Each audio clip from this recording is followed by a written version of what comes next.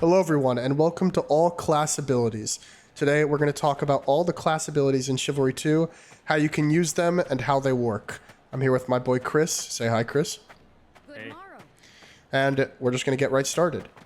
So we're going to be skipping focus a little bit because it's kind of obscure compared to the other three, but there are four main abilities in this game. There's tackle, sprint charge, leaping strike, and focus. Now, the first three sort of act like sprint attacks, and that means that after sprinting for a little, moment, you can activate the sprint attack by pressing the button that appears on the right side of your screen. You'll know when you can actually use the ability because the little crosshair on your screen in the middle will become two vectors instead of just one. And the button for how to actually use the sprint attack or the ability will pop up on the right side of your screen. In this case, it says the button is F and it says tackle. And so I would have to press F to tackle. So that's the first one we're going to go over. Now, tackling is basically where if you press the button, your character goes to do a tackle, and he runs around with his arms out and then slams whoever he touches first. Pause. Now, I'm going to use this against Chris, and Chris will not block, and you'll see that it actually knocks the enemy to the ground, which is pretty useful. It also does 20 damage. Now, 20 damage isn't that much, but what most people don't know about the tackle is that it actually lines the enemy up for a free attack. So let's go ahead and knock down Chris, and then you can get a follow-up strike on him before he's able to get up. What tackling does is it throws the enemy on their back, pause, and then gives them a moment to choose a direction to where they might want to dodge, which technically allows them to dodge out of the way if you miss your attack. So if Chris were to dodge to the left here, right, and I try and attack, then he would obviously avoid my attack, and he can dodge in any direction. So I'm going to tackle him again here, and you'll see that he can sit on the ground for a moment and decide which direction to dodge, whether that be forward, left, right, or backward. So go ahead and just choose, yep, and then he can dodge in that direction. So although it is a guaranteed attack, you technically have to ascertain where he might dodge and then, correctly aim at that area before he gets there. Otherwise, you might just miss the attack. So it is a little bit skill-based to use. You can only hit one person with the tackle. After you hit one person, it will just stop. It does not hit multiple people. You'll see if I use it and hit Chris, it just hits him and then stops tackling. And your tackle can also be blocked. So go ahead and block my tackle, Chris. And then it will simply just stop you.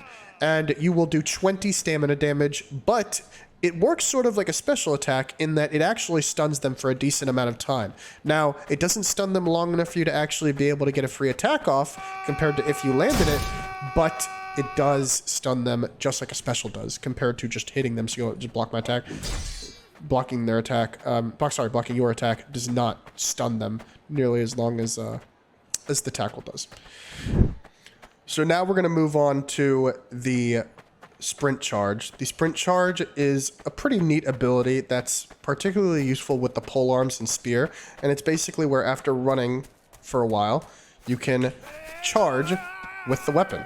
And this is very good because like the tackle, it creates an active hitbox, except it's much further away from your body, which keeps you safe, and it also does a lot more damage. Now, unlike the tackle, it will not knock them on the ground if it successfully hits them, but it will do a crap ton of damage, and it still has the special properties for when they block it. So go ahead and let me hit you, Chris. You can see the range is incredible, and the damage is very high. You can go ahead and heal. And if Chris were to block this, then it would actually stun him just as a normal special would, which is pretty useful. The range is really good. Polearms, incredibly useful.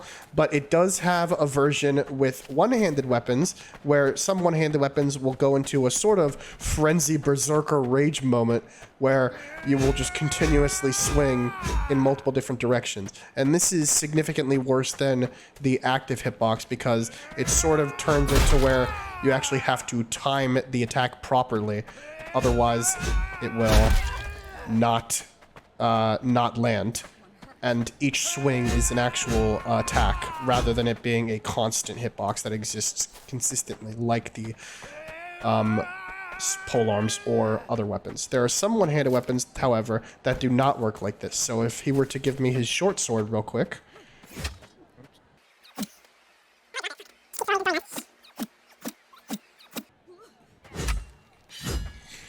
Anyway, if you can see here, you actually do get an active hitbox with the sprint charge, but it will not have nearly as much range because you're using a shorter weapon.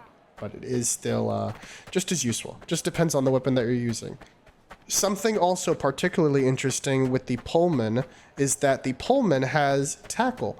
But with the spear in particular, you actually get a very unique tackle, which you can see here, where you perform a drop kick, or a pole vault kick. And it is actually much worse than the normal tackle and does the same amount of damage, just does not have that active hitbox that the tackle does, but it looks way cooler, as you can see, and it's absolutely dope. But it does have the same properties on the block as well, so go and block it. You can see it has the special attack stun on block. One last thing to note about the sprint charge and the tackle is that if you use them too close to your enemy, they will actually cancel. And you will lose the stamina for trying to activate them, but the enemy will not get stunned and nothing will happen. You can see here I'm trying to activate it right next to him and it just does not work. So you do need to get a running start and you do need to get some clearance before activating it. Next, we have the leaping strike.